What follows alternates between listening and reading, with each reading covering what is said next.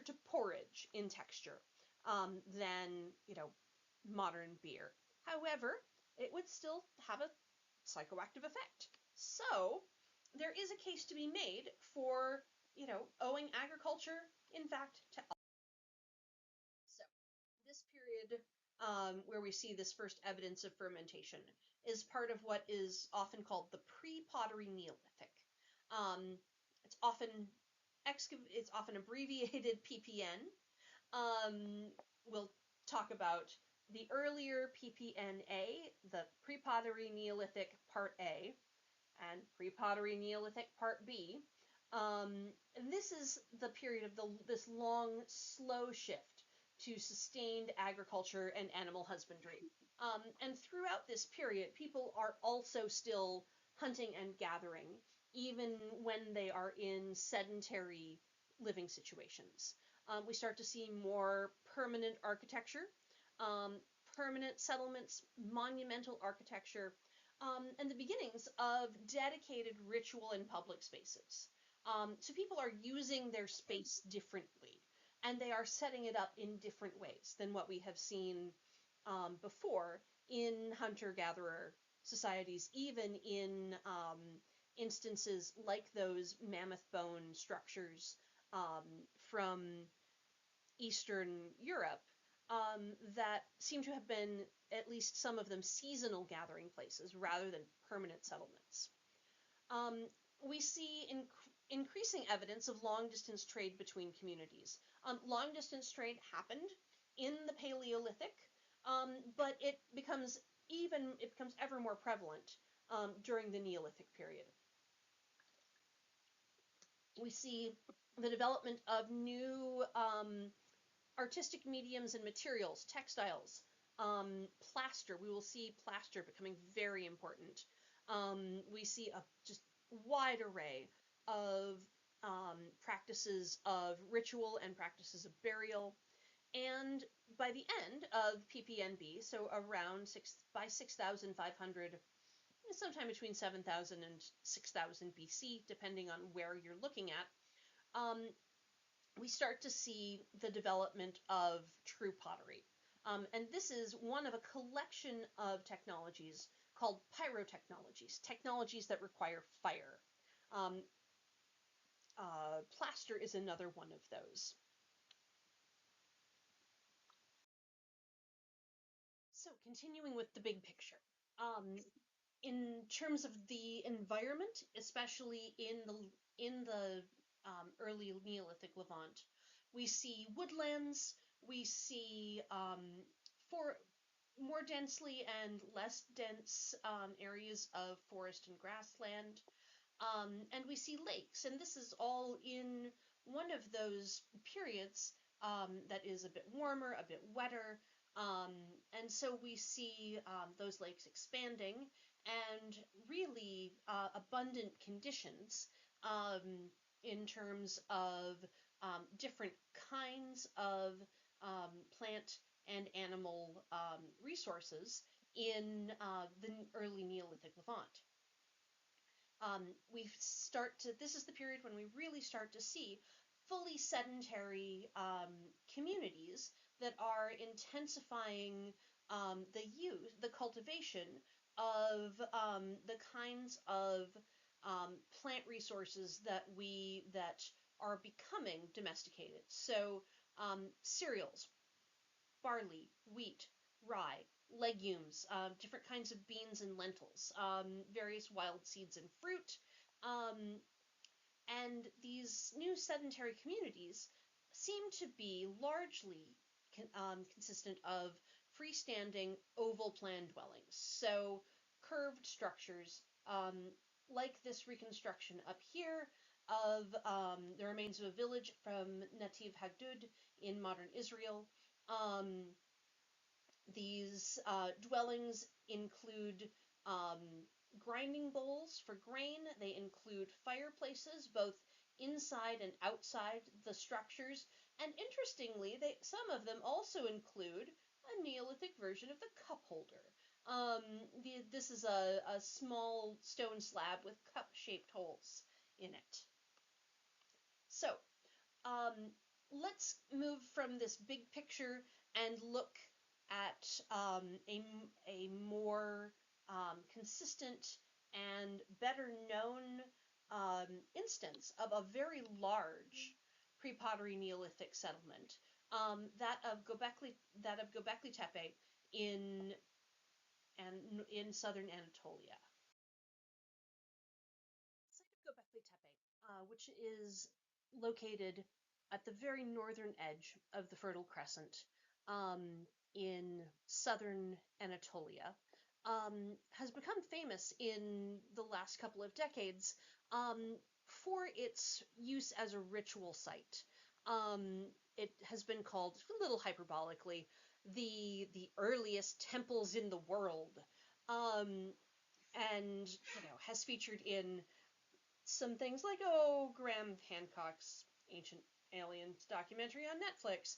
Um, recent this idea originally, when this site was discovered, the first archaeological remains found were in fact of large buildings that we think are very early sites of communal gathering and rituals. However, and the original interpretation of this site was that it was a um, seasonal communal gathering space for very early Neolithic hunter-gatherer groups, who would maybe disperse out into the landscape for most of the year and then come together at certain important festivals, and share information about the landscape and share information about where the hunting was good and where you could gather this particular kind of plant. Recent excavation, and this is a view of the site itself, um, in its hill in the landscape. Um, More recent excavation has really challenged that first interpretation of Göbekli Tepe as a purely ritual site. And instead, it seems that this is a very early village, a settled site, still mostly used by people who seem to have engaged in hunting and gathering as their primary form of subsistence, but who stayed in one place and lived in a very densely packed settlement, that lasted for more than a millennium and a half. So, this is a topographic map of the site itself with its hill. Um, this is the location of some of the excavations. Much of the hill itself has not yet been excavated, and scholars think that they could work here continuously for more than a decade, before they have found everything that there is to find at Göbekli Tepe. These two other images here and here are sections through the site. So imagine as if you sliced this hill like a cake, to look at the layers. This is what a section drawing is. And you can see that this is a site with a lot of variation in elevation, and these ritual sites here, down in the lowest part of the site, are actually really are overlooked by the domestic parts of the site.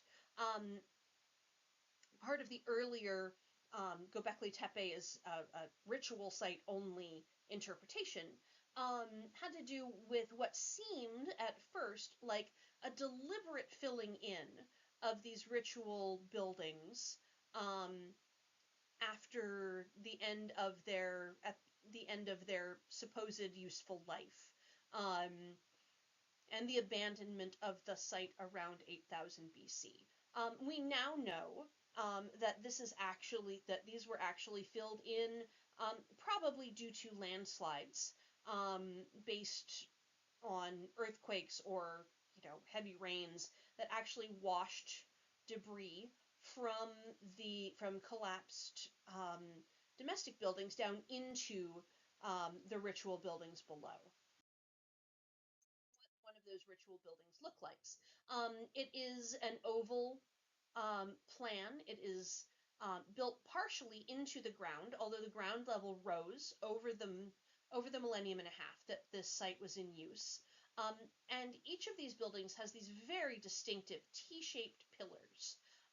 These are limestone. They serve a couple of functions. First of all, purely architecturally, they supported the roof of each of these ritual buildings, and you can see the remains of several of these buildings. Sometimes archaeologists just call them special buildings, not wanting to put too much heavy interpretation on these. So one, they are structural. So very heavily carved. And many of them seem to have elaborate, if not narrative scenes, then elaborate assemblages of animals and objects. We don't really know what these arched objects that look vaguely like modern handbags are intended to represent, but this particular pillar is called the vulture stone because of this very recognizable vulture and perhaps a vulture chick down here. We've got other kinds of animals over here, some kind of long-legged bird, a scorpion just below, and then some of these, like Pillar 27 from Building C, really do some interesting things with the sculptural technique of relief. Relief carving is when you carve a sculpture, but it is still attached to a larger piece of stone. So this is a hunting feline in high relief. High relief is at least partially released from the stone support. Hunting a critter down here in low relief, which is very closely connected to the stone support still. This looks like a wild boar, perhaps. It's some kind of animal. These pillars also seem to be anthropomorphic. Not fully human-shaped, but vaguely human-shaped. So this is a 3D scan and a drawing of one of these anthropomorphic pillars. These also include a variety of animals, but this one in particular, even though it has no face, the T-shaped block at the top seems to be acting as the head. And we can see, carved in low relief, arms, we've got hands down here, we have some sort of decorative strip. They're calling it a stola, which is a kind of garment from much, much later in human history. We have a belt and some sort of loincloth down here at the bottom. And so we have to, in fact, we can speculate a little bit of, some sort of ancestor or heroic figure like looming over participants in whatever kind of gathering may have gone on in these buildings. This decade, the excavations at Göbekli Tepe, which started with these enclosures or special buildings, has expanded to discover what seem to be pretty clearly domestic buildings, so houses. So instead of being a purely ritual site for otherwise nomadic hunters and gatherers, it seems that Göbekli Tepe was a permanent settlement of some sort. And again, I stress that we've only excavated a very small part of the whole site. So this seems to be a very dense construction of rectangular buildings. So as I mentioned a couple slides ago, the first early buildings, the foundations of some of these ritual buildings and the earliest domestic structures are largely oval, but pretty quickly in the pre-pottery Neolithic, people start to build in rectangles rather than ovals. And this, okay, what does that mean? Why is that important?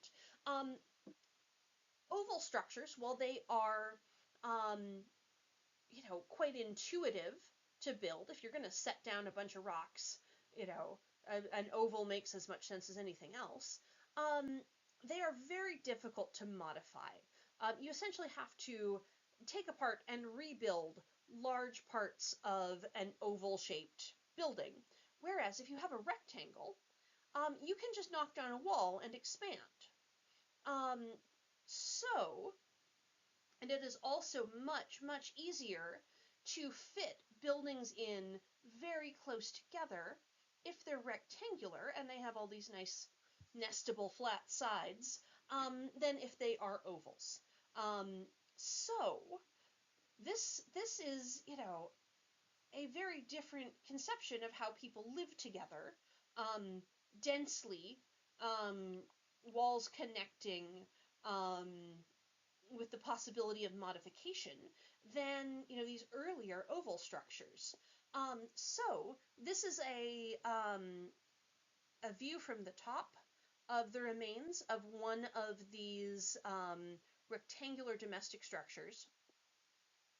These two include these T-shaped pillars, and this is really interesting from both an architectural and a meaning-based point of view. So this was in part holding up a second story, but we have to wonder about the relationship of meaning between the pillars here and the pillars in these ritual buildings. Interestingly, it seems that these buildings, both the major ritual spaces and the domestic structures, were entered through the roof. Through a carved stone portal, remains of which have been found in the roof collapse layers of these buildings. There are also other things, built-in niches, grinders. That's one of the grinding stones here. So we start to see really quite early in the Neolithic some of the characteristics of sites that we will encounter even later in the Neolithic, in the pottery Neolithic. And these are two very recent reconstruction drawings of what Göbekli Tepe may have looked like as it changed over time. So remember that this site was in use for over 1,500 years. That is, a very long time, and places change. So this is from one of the early periods of the site. We have these large special buildings under construction. We have small clusters of oval dwelling spaces around them, all here on the side of this hill. And then within less than a millennium, in the later periods of the site, we see very dense accumulations of rectangular houses entered through the roof.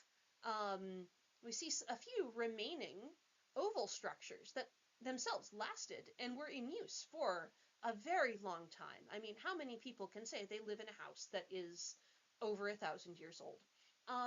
We see the continued long-term use of these special buildings, which seem to be for some sort of ritual, also entered through the roof, although the ground level around them has risen quite a bit. So these are, some of the characteristics that we will see repeated in a later site in Anatolia, Çatalhöyük, that we'll look at later. And in some ways, similar to some of the characteristics that we will see in the first Neolithic culture of the Levant, the Natufians. So, as you can see here on the map, The Natufian culture is largely based in the in this area around what is today the Jordan Valley. Over time, it's spread farther north in the Levant and really all the way up into what is today northern Syria. Um, the areas around the Natufians were mostly comprised of a variety of different um, foraging societies, some of whom were mobile and did not live in settlements, some of whom were, semi-sedentary. Um, so, what we see with the Natufians are some of these hallmarks of the Neolithic period. Um, Increased cereal consumption. Wheat was wild here, and so we see the beginnings of um, cultivation, not necessarily full-blown agriculture at the beginning of this period, and in fact, it's very difficult to find in general direct evidence for intentional human cultivation this early. Um, but we see the selection of different kinds of grain. We see hunting of gazelles, um, and we see some other very particular physical remains. So, as far as we can tell, the Natufians lived at least a semi-sedentary existence in villages. Perhaps, if a semi-sedentary society, other than simply being a tongue twister, a semi-sedentary society may include things like, living in a village in the winter, but in, other seasons, um, groups of people split off, forage in the surrounding areas, and come back at intervals, as opposed to simply living here and in the area full time. The Natufians lived in definable villages that were still quite small. We see clusters of, a few to, somewhere in the neighborhood of 6 dwellings, and they may have contained 45 to, perhaps as many as 200 individuals in the largest Natufian settlements. The Natufians were very lucky in how their slow adoption of sedentary living and agriculture um, coincided with good weather in terms of the climate. So in the early Natufian period, the temperatures were really quite low, but as time went on, precipitation in the area increased, and temperatures also began a slow and permanent increase after the rapid fluctuations in the couple millennia following the retreat of the glaciers. So we, we come back to that chicken and egg problem. Did people cultivate grain first, or did climate and changes in the environment reduce the availability of wild resources and encourage the development of something that had not necessarily happened before? So, and I do want to highlight that there are human remains on the following slide. I won't always announce it, but I will put a note on the slides themselves. One of the other things we see in the Natufian period is the beginnings of visible hierarchy, the beginnings of evidence for the differentiation of social status, visible through the material culture, and especially for the Natufians, visible in burials. These are just two examples. We'll look at a couple. We'll look at a couple more that show some of the wide variety of ways that people were interred with objects that seem to have had some sort of meaning. We can't necessarily deduce that meaning with any sort of confidence from where we are today, but it is, instructive to see how people were buried, how those burials differed from one another, and the wide variety of ways that it seems that people made meaning through the collection and dispersal and curation of objects that went into the graves with members of their communities, and especially with not all members of their communities. So, first example is this early Natufian skull found in a burial in Muqarrarat al-Wad, and all of these are from modern Israel. And you notice this skull has these rows of what are seashells. They're a kind of shell called a dentalium shell that make these little tubes. And this seems to have been intended to be some sort of headdress. That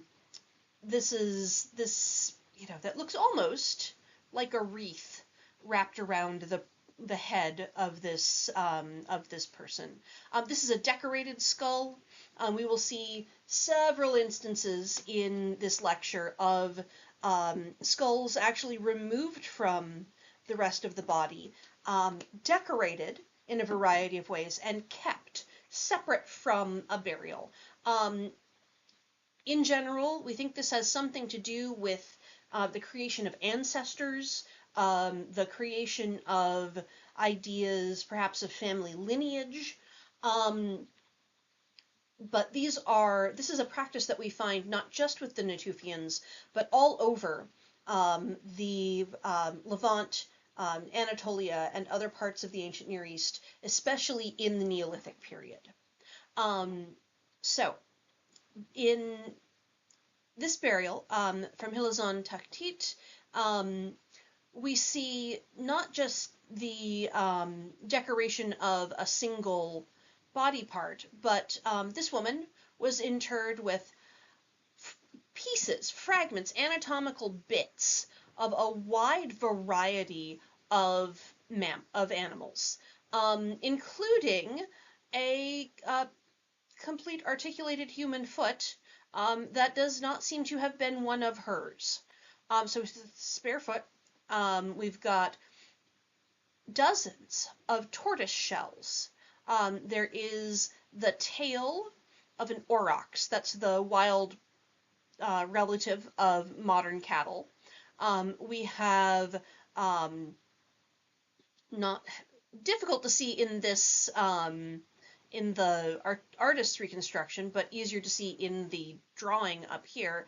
We have the foreleg of a wild boar, a bone from an eagle, skulls of a kind of small weasel called a marten, and fragments of a basalt bowl. Basalt is a volcanic stone that is very, very hard, and that would have been in making a bowl out of basalt takes an incredible amount of work, and in many cases it has to be ground because basalt is very difficult to cut, even with metal tools. A third Natufian burial comes from the Rakafet Cave. That's that same place where I mentioned the early brewing of beer. This is one of the burials this is a burial of two people from this cave. We have two males, one older, one adolescent, buried together in a grave that was covered. In the bottom of the grave was covered with a bed of flowers. This is one of the earliest, and this is found through microscopic analysis of the soil beneath the skeletons themselves. This is one of the earliest examples that we know of inclusion of a wide variety of a deliberate inclusion of a wide variety of plant material with a burial. And also, if you are if you are of the group who has problems with human remains, this is the last image of human remains until slide 54. So you have a little while to come back. So, during the Natufian period, we find one of the first really dense human settlements, and one of the first things that some people have argued is a city in the Levant. That is a site whose name may in fact be familiar to many of you, Jericho. During the pre-pottery Neolithic, between about 9,500 and 7,000 BC, we see not just the growth of a settlement with a large number of people at Jericho, but things that we can start to call public architecture. So Jericho is located on the west bank of the Jordan River, about 200 meters below sea level, but located near a productive natural spring. The people of Jericho seem to have early on made extensive use of wheat and have some of the first evidence of domestication in their wheat. Other grains like barley, beans, peas, lentils, those sorts of things. The term is pulses. We see early evidence for domestication of figs. Later in the life of the city, the settlement at Jericho, we see domestic goats and sheep. However, hunting was still an important part of the subsistence strategy, and gazelles were a major target of hunting. In terms of architecture, as I mentioned, in the early part of the Natufian period, we see round huts. Later, in the Neolithic at Jericho, we see a shift to rectangular houses and the use of plaster as a flooring material. We're going to talk a lot about plaster here in a bit. So, here's the location of Jericho.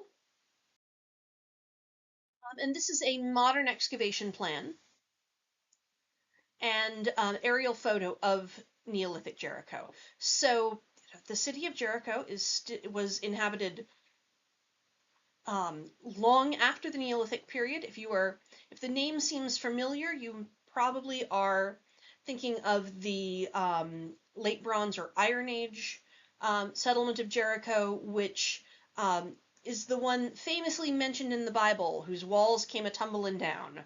What we're looking at now is the Neolithic Jericho.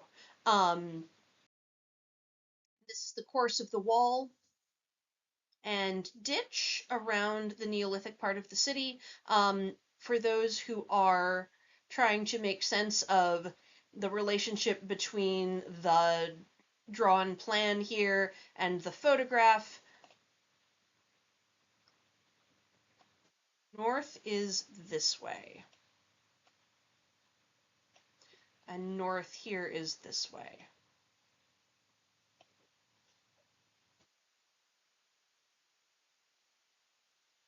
So, what we see is a naturally occurring hill, which was built up over time. I will talk more about this kind of formation later on. We see, this is probably where the original spring was. There's currently a reservoir in here. And this would be, a site where, people could have access to a perennial source of water, which is an incredibly important thing in the Near East, even in periods that were wetter than the area is today. Modern excavation trenches are shown here, here, and here. This is this trench here, and this is the site of the other part of what seems to be public works at Jericho, a massive stone tower attached to this wall and trench. So some areas of the pre-pottery Neolithic A wall are visible in the excavations outside of this trench. So this is one. This is part of them here and down here. At the bottom of this trench, difficult to see, but here is a part of that wall in the inset. So the most spectacular piece of the public architecture at Jericho is this tower, which still, even though it was buried, seems remarkably intact. So the tower was at its height 8 meters tall, about 10 meters in diameter, so about 24 feet tall, roughly 2 stories. Not a towering feature to us today, but pretty impressive for the Neolithic. 10 meters, so approximately 33 to 35 feet in diameter. And the most impressive thing is that it had an interior staircase. So this is not just a massive pile of stones, which, to be fair, are not held together with much other than a bit of mud to act as mortar. It also had a passage up through the middle and a built staircase, so someone could go from the ground level all the way up to the top of the tower. This is really impressive engineering for, the Neolithic period. It's not just the physical presence of this tower that is so interesting. It's the amount of organization and planning and ultimately social negotiation that would have gone into building something like this at this early date. So, people, I think of the last group project you had to do in a previous semester and how much just, wrangling with each other the members of your, project group might have had to do to, divide up work and decide on deadlines and, discuss how you're going to do the work, and, then multiply that by 10,000 tons of stone and at least 11,000 working hours to get a sense of the massive logistical and administrative task that it would have been to build this in the 10th century BC. Jericho also has one of the earliest verifiable irrigation ditches dug from a nearby oasis to the fields surrounding the city.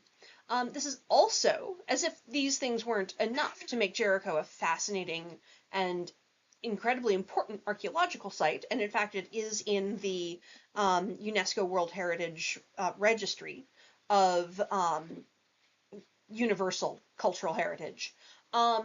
We also find at Neolithic Jericho trade items from really quite significant distances. Obsidian from far to the north in Anatolia, turquoise from the Sinai Peninsula to the southwest, and cowrie shells from the Red Sea directly to the south along the Jordan Valley. This wall and this tower, and that's, really impressive. But, that leads to the question of what are they for? Now the usual kind of offhand, obvious seeming answer is defense. And there is plenty of evidence for violence in the in the Neolithic in the Levant. But, why build it out of stone then? There are all sorts of other things that they could have used to make a perfectly functional wall. Mud brick, which is what they built their houses out of. Why not use mud brick? It's also fire resistant. It is much easier to make things with, as opposed to irregular stones. It is, widely available. There are, so other than defense, there are some other possibilities. Boundary creation, both in terms of things like, both for practical reasons, like animal management. That's trying to keep all the bloody sheep inside in a protected space. But or perhaps flood protection. However, boundaries do other things. They aren't just matters of, physical barriers. Boundaries are also, important parts of ritual, and they're also important parts of social cohesion. Where does us stop and them begin? So there may have been some of this also involved in the building of these really impressive, massive public projects at Jericho. The wall also did, and the wall in the tower also did not stay unchanging over time. In the first phase of the construction, we have the wall, just a single wall that abuts this tower. Abutting is for archaeologists, is a technical term meaning it leans up against it, it touches it, but it does not, the stones do not interlock in any way. And there are two human figures over here for scale. So in a second phase, they built not just, so here's the first wall. They built not just the first wall, but they added massive amount of width to the wall, and they built a ditch. I mean, this seems more like defense than the other phases. And this was part of the city for a very long time.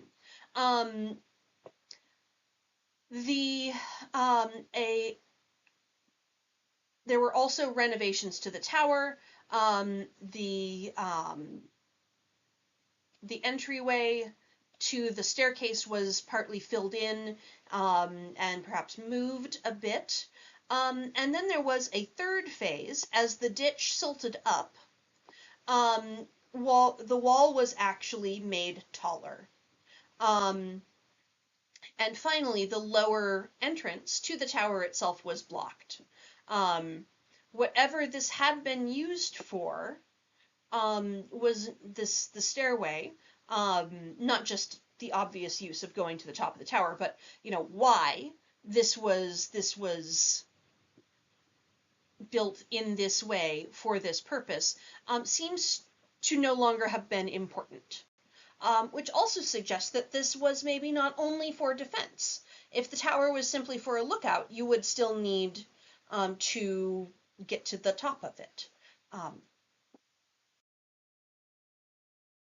So, after the pre-pottery Neolithic A, archaeologists talk about a slightly different phase. The pre-pottery Neolithic B and C. We're going to focus on pre-pottery Neolithic B. C is kind of very short and variable. These periods are generally warm, generally have, good rainfall, but at the end, around 6,000, we see 6,200 to 6,000. We see a sudden drop in temperature and rainfall that may have spurred some of the changes that we see in the late Neolithic period. Domestication plants and animals seems to be well entrenched by the pre-pottery Neolithic bee. And we start to see changes in things like wheat and barley that suggest selection by humans. These include things like the grains falling off less easily. These include structural changes and the number of grains, actual seeds per seed head, changing. And we see the incorporation of new domesticates, chickpeas, the main ingredient of the ever popular hummus, is a new domesticate of the pre-pottery Neolithic bee. This is also the period where we start to see the beginnings of the regular use of what archaeologists call secondary products. These are things you get from animals that do not require you to kill the animal.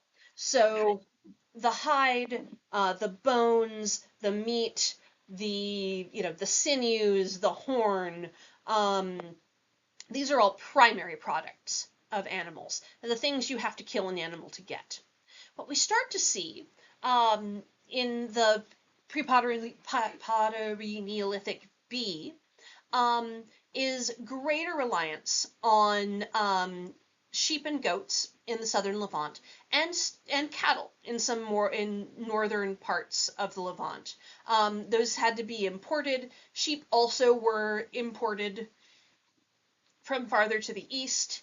Although hunting continued, we see a growth of use. We see signs of the use of sheep, especially for things like wool, milk, cheese.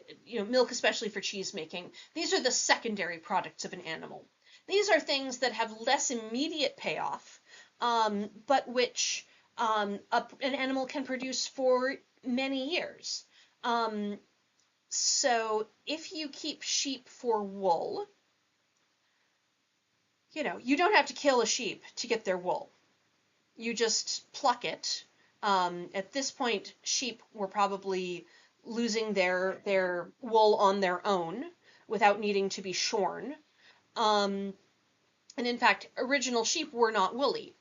This is a mouflon. This is one of the closest modern relatives to domesticated sheep. And scholars of sheep history, there are scholars of the history of sheep, think that this is roughly what the original undomesticated sheep looked something like. And these guys don't have wool. They grow a very little bit of a downy undercoat, but for the most part, the hair on their back is much more like a goat, or like, say, a short-haired dog, like a Labrador Retriever. Kind of thick, straight hair. Not too long after domestication, we start to see indications of a really useful mutation. This is one of our earliest pieces of evidence for the growth of wool, the spontaneous mutation of wool, whereby that sparse downy undercoat of wild sheep actually becomes predominant. And early sheep tended to also have a fair amount of coarse hair. These are Saoy sheep.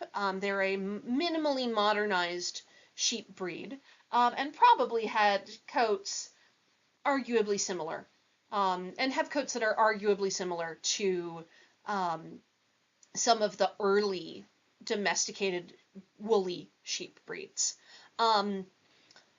So we also see evidence like things that could be used to strain curds, cheese curds, from milk. Things that have the residue, containers with residue that points to dairy products. Wool and milk are things that, again, it's a good boost of it's a small boost of calories in the short term compared to the amount of meat you can get from a sheep. However, a sheep can produce, depending on the breed, somewhere between 2 and 25 pounds of wool a year. They can sheep can live over a decade. If you milk them continuously and breed them regularly, a female sheep can produce can keep producing milk for much of her natural lifespan. And over time, once you start processing the processing curds and whey, and turning those curds into cheese, which when properly salted and dried can keep for months or years, you start to really increase the lifespan of your food. So those secondary products become extremely important. And as wool textiles really develop, they become an important part of the economies of many of the societies we're going to talk about for the rest of the class. So, other things we see in PPN B and C, larger communities, thousands of people rather than dozens or hundreds, more communities other than just Jericho, with large public or communal structures, and growth of regional trade and growth of hierarchical divisions in society. We start to see wider ranges of prosperity, wider ranges of goods, of objects that certain people own. So more people who we might call poor, more people who we might call well off. And this is, still a fundamental problem in society today. So, once again, human remains on the following slide. We see some changes in architecture and burials and other visual materials in the PPNB. So this is a composite drawing, kind of a summary of many of these characteristics, especially when it comes to residential architecture. So houses. We find in the pre-pottery Neolithic B, spread pretty widely across the Levant and parts of southern Anatolia. We see that shift from rounded architecture to rectangular architecture. As I mentioned earlier, even though rounded buildings are very intuitive as to build, rectangular architecture is much easier to modify after it's been built, and much easier to crowd together densely. Other things that we see in the PPNB, I'm sorry, let me back up a second. So these rectangular dwellings seem to have had several rooms. They used wood for support beams for upper stories, and it seems that roofs were used as workspace and living space, as well as just to keep the rain, keep the weather off. We also see changes in burials.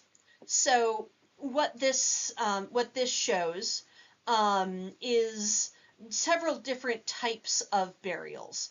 And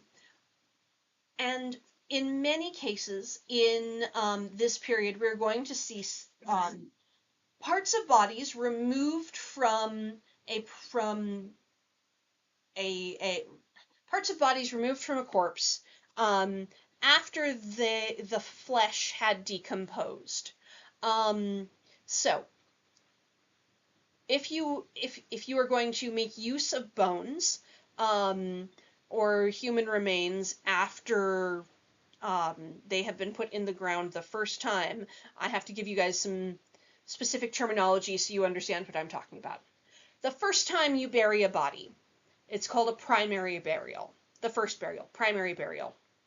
Now, sometimes, as is common in, say, the U.S., a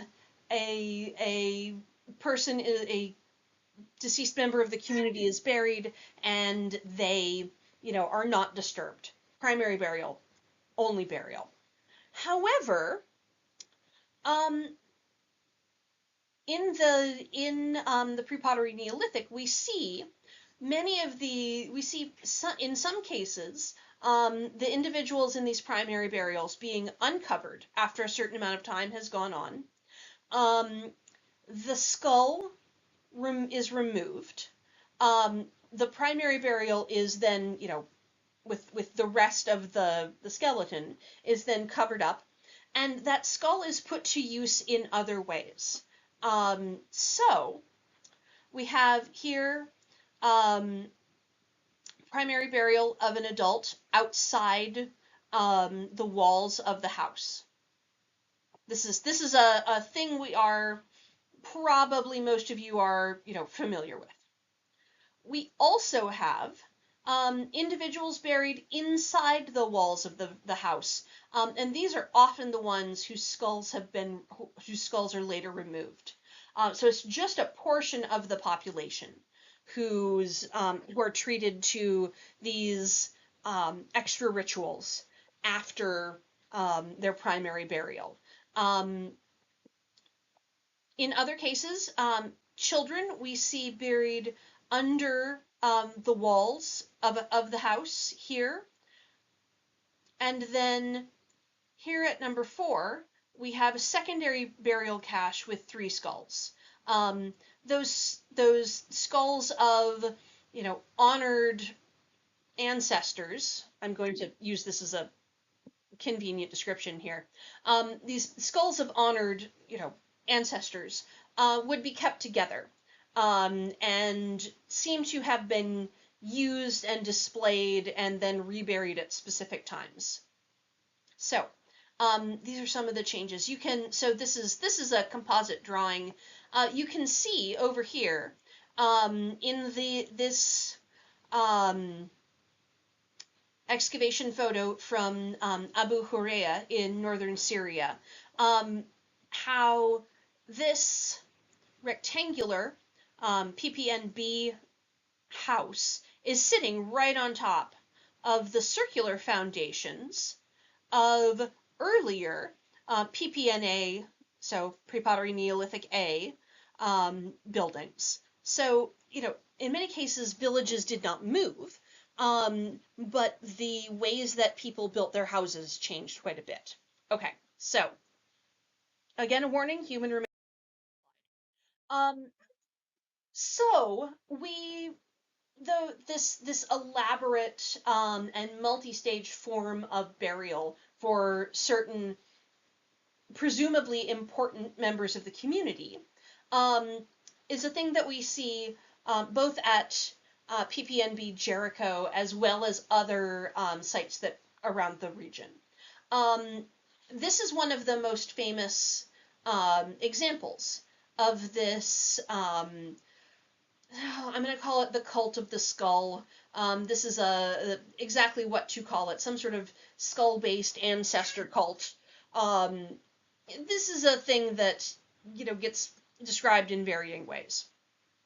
So these skulls that were given special treatment after death would be exhumed would be cleaned, and then they would be decorated in a variety of ways.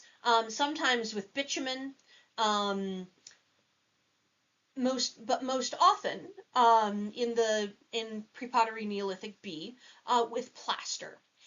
So here, this down here at the bottom, you see the remains of the plaster that seems to have been used to model new facial features on top of the skull itself, while the eyes are actually replaced with shells. This particular skull is from Jericho and is now in the British Museum, who have done a lot of scientific research on it, including things like micro CT scans. And recently they had a forensic artist, so an artist who works with the police, reconstructing people's appearances from unidentified remains. They brought in a forensic artist who modeled, her best interpretation based on both anatomical research and her own extensive experience, what the person who portrayed by this Jericho skull may have looked like. So on a large scale, what we see in both architecture and funerary rituals, ritual like this, and in other arts that we will look at shortly, is an increasing use of the material world to shape and really to form society and ritual and really ultimately politics. Remember that wall from Jericho. I mean, it might be a defense against people or wild animals, but it also marks, us and them. Things like the Jericho skull here, really speak to, the creation of identity and the idea, maybe, thoughts about the persistence of identity after death. And, how did families define themselves in the long term, beyond the stretch of any one human's memory? We also see some truly eerie works of art. These are painted stone masks found in a variety of places in the Judean desert. The one just above here is reconstructed from multiple fragments that were found in a cave called the Nahal Hamar cave. And these are, these are slightly disturbing images. All of them are carved stone. This one shows signs of paint. We may, the rest of these may have been painted, and those signs of paint did not survive. We're not entirely sure how exactly these were used or what sort of ritual they were used for. But in the case of this stone mask from the Nahal Hamar cave, we know that it had added hair. So human hair was added to the mask. And we also know that it was found with a wide variety of materials, and that this was probably some sort of ritual setting. So in the Nahal Hamar cave, were found, dozens of, pieces of bone tools. They found beads made out of wood and plaster. We've got these little bone figurines with, human features. We've got some extremely fine flint blades, including some very fancy stone that was imported. And thanks be to the very dry and consistent environment in this cave, we have fragments of an early linen hairnet or hat. This was plaited or woven. It had some.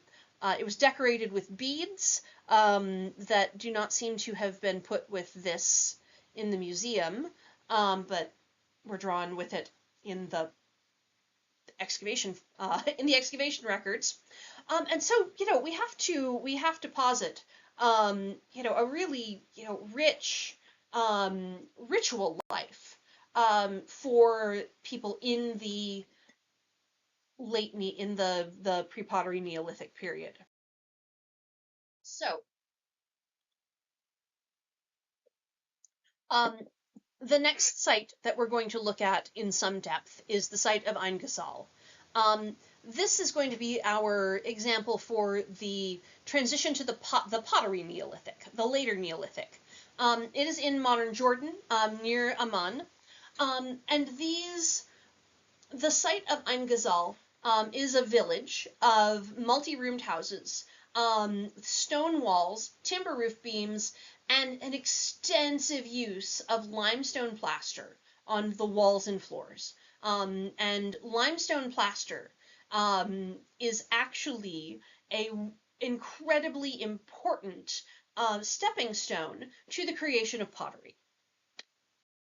So, these are some examples of the architecture at Ain Ghazal. This is the site today.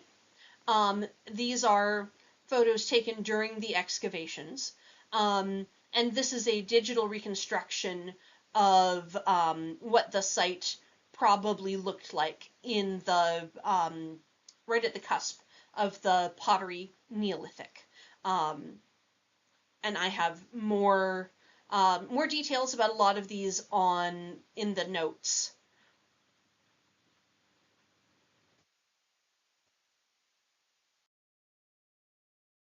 So, this is one of the buildings, one of these multi-chambered houses. We have evidence of plaster floors. We think that this would have been roughly symmetrical. These shaded areas with dotted lines are remains that the archaeologists think would have been part of this structure. Unfortunately, Ain Ghazal, like many archaeological sites, was found by bulldozers during the preparation for a construction project, and so there are some things lost. So, in the parts of this building that survive, however, we see multiple rooms. We see plaster floor surfaces. We see what is probably the remains of cooking. Here and here we have remains of charred peas and lentils. And here in the middle we have a hearth.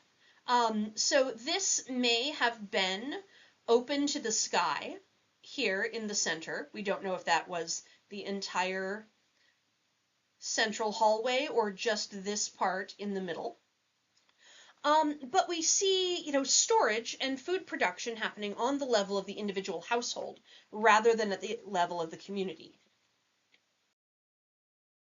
We also from Ain Ghazal, are a series of fascinating plastered statues.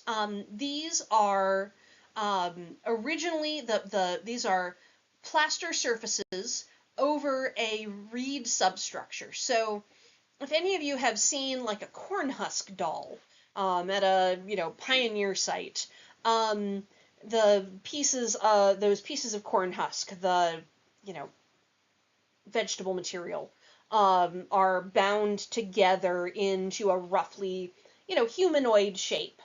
Then imagine something like that out of reeds for Ain Ghazal, and then imagine one further step, which is taking limestone plaster and modeling it over top of that reed substructure. These were found in the early 1980s, mostly buried in pits underneath the houses. There are both sculptures of males and females, and some very odd things, these bicephalous, two-headed sculptures, that scholars do not have a specific conclusion about, why you make a sculpture with two heads. Is it, some sort of joining together of individuals or families? Is it somehow symbolic of something? Is it, it's not impossible that it could be conjoined twins. Not that we have any skeletal evidence of conjoined twins from this time and place, but they are really kind of haunting. Their facial features are, not quite human. I mean, they're human, but they're not, these little snubbed noses, these tiny little mouths, these tiny little pointed chins, the oversized eyes. They are fascinatingly, recognizable as human, but also, quite distinctive. This highlighting of the eyes is something that we will see again and again in multiple periods of the ancient Near East. Let's see. Here are some other possibilities. Perhaps their ancestors, supernatural beings, ghosts have been suggested. Whatever their intent, what we see here is a real employment of, several complex technological skills for probably some sort of ritual purpose. And we see very similar sculpture spread to one of the cultures of the eastern part of the ancient Near East, Mesopotamia, that I will talk about in the following lecture.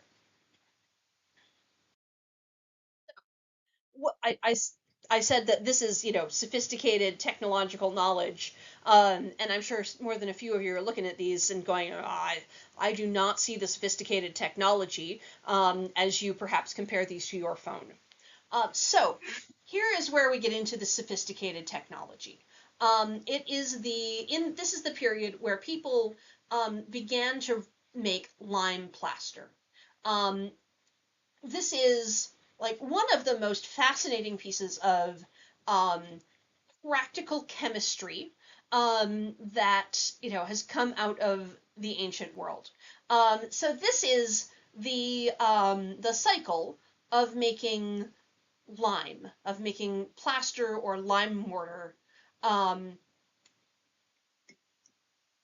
So you have to have, first thing you need is a kind of rock that is very high in carbon. Limestone and marble are the most usual choices here. You need to mine it. You need to break it up, and then what you do is that you subject that rock to intense heat. Somewhere, between 600 and 900 degrees centigrade is the usual temperature range for firing limestone into lime. So follow the steps. Burn, burn, burn, burn, burn, burn. You let the kiln cool down because you don't want to burn yourself when you unload it. And then what you have when you have burned the lime is a thing called quicklime. And I'm going to change slides here. This is a chemical process called the lime cycle. So limestone heated becomes quicklime, calcium oxide, CaO. Those of you who are into true crime and mysteries have probably heard of using quicklime, which is extremely alkaline, as a way of helping dispose of a body. So it's highly reactive. It's very alkaline. It helps dissolve proteins, and it's it gives off a lot of heat when it reacts with moisture and carbon dioxide. So you need to keep the air away from the quicklime if you want to store it for a significant period of time. The best way to keep air away is to add water. This gives you what is called lime putty or slaked lime, and this also involves a chemical reaction. Calcium oxide plus water becomes calcium hydroxide. You want to keep that wet and preferably away from air, because what that calcium hydroxide is trying to do is get rid of its hydrogen and add another oxygen molecule. So it carbonates, and so it usually does this from carbon dioxide in the atmosphere. Carbonates and essentially turns back after this process, whereby it gives off a whole bunch of heat. It turns back essentially into limestone. This is the basis of plaster and lime-based building materials,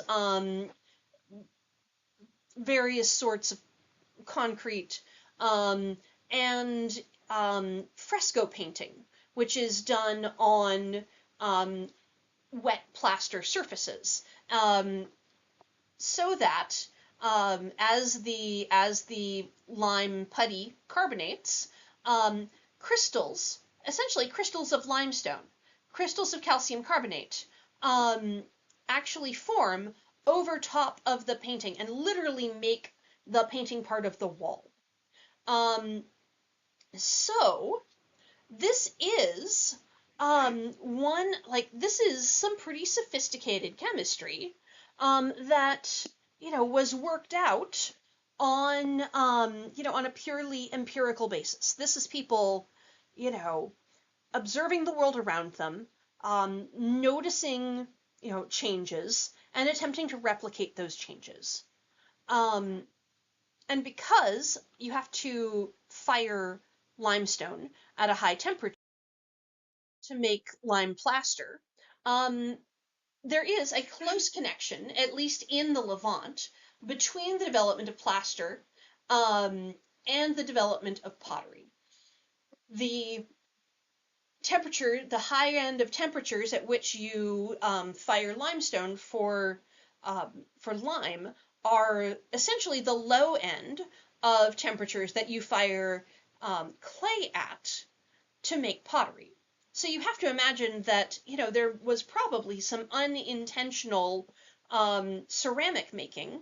Imagine, say, building that kiln and packing mud in between pieces of stone or pieces of mud brick to make a kiln to make lime plaster.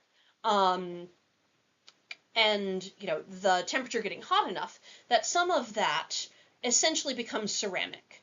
Humans, if nothing else, we like to fiddle around with things, and fiddling around with, we have this baked mud that doesn't dissolve anymore, is maybe in this region the origins of pottery, which is one of the most important materials for archaeological research. However, like I mentioned way, way back at the beginning of this lecture, the creation of ceramics is one of those things that seems to have happened multiple times in multiple cultures and multiple places around the world. For example, this is a Neolithic site in Greece called the Frankthi Cave, the site of the earliest pottery in Greece. And there are arguments that here pottery developed independently, and that it may have developed, that it may have been women who developed it, and it may have come out of storytelling and rituals using essentially controlled explosions of little pieces of clay with like an air bubble in them. there isn't time to really go into the details of this. It's a fascinating topic, however. Also, just again, as a small digression, the earliest, we're looking at around 7000 BC, the earliest sustained development of pottery. So not just like at Dolní Věstonice, the development of pottery that seems to have not continued beyond a couple of generations. The earliest true sustained development of pottery was actually in the Jomon period in Japan, as early as 14,500 BC. So, more than 7,000 years before the period we're talking about in the Levant and Mesopotamia. So what is the advantage of pottery? This is, so around 7000 BC, we start to see the appearance and persistence of pottery. Terracotta shaped fired clay. This is really the final stage of the Neolithic Revolution. So far we've got sedentary communities, we have domestication of plants and animals, and finally we have pottery. So pottery is especially useful for food storage. Plaster was the previous contender for best food storage technology. You could, dig a storage pit in your house, plaster it, and it would be much more resistant to damp and, pests than just a hole in the ground. However, ceramic is even better. It's more durable than plaster. It's much, much more resistant to liquids. It's much better for the storage of liquids, especially long term, than plaster. So it is only after this point that we start to see the domestication of the olive. So olives not just for eating their fruit after they've cured. You can't eat an olive straight off the tree. You have to soak them in salt water or vinegar or smoke them to break down the oleic acid that makes fresh olives terribly bitter. So it's after this point that olives were domesticated, because one of the things you can do with uncured olives is press them, grind them all up and press them for olive oil. So storage of liquids, storage of grain that is much more difficult for rodents to chew their way into, and the permanence of ceramics is really, symbolically potent. This is, a permanent change to the world. You have taken earth and mixed it with water to prepare clay. You then, form the clay, and you give it to the fire, and you'll have to feed that fire with air to get it hot enough. This is really a deeply symbolic manipulation of the world, and it's one that is permanent. Even if you break your ceramic, vessel, the pieces are still ceramic. They still won't, dissolve back into the earth as they would have before firing. So there are quite a few different methods of producing pottery in the Neolithic. Coiling, as pinch pots, using paddles, as shown up here. I'm sure many of you made some coiled pottery in elementary school at one time or another. And there's also hand turning, using essentially a turntable. However, this is not a potter's wheel. The fast potter's wheel, that we are all familiar with to a variety of degrees, was not developed until the early Bronze Age, so several thousand years into the future. But they did have little turntables that would make symmetrical pottery a bit more easy to produce.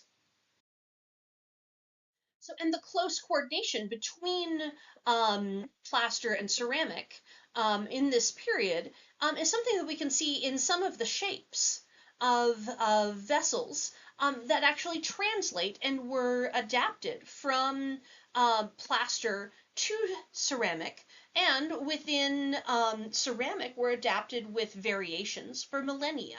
So here we have a plaster vessel from Syria, dated to about 5,800 BC, and we can see it's round, it's deep, and it's got the remains of a rounded handle on it, surviving at least on one side. Think like your morning coffee mug. Here we have from almost 3,000 years later, um, from the city of Troy in Turkey, we have a ceramic vessel that is in an anthropomorphic shape. So here's a head and nose, eyebrows, eyes. This is a very funny little pot because it's got a pot on its head. Like, imagine a woman carrying a pot on her head, and she's also carrying a pot in her hands, and it is very similar in shape. It's got this slightly flared lip. It's got these big rounded handles. Okay, so our site where we're going to look more closely at for the pottery Neolithic is one of the most famous Neolithic sites in the world. That is the site of Çatalhöyük.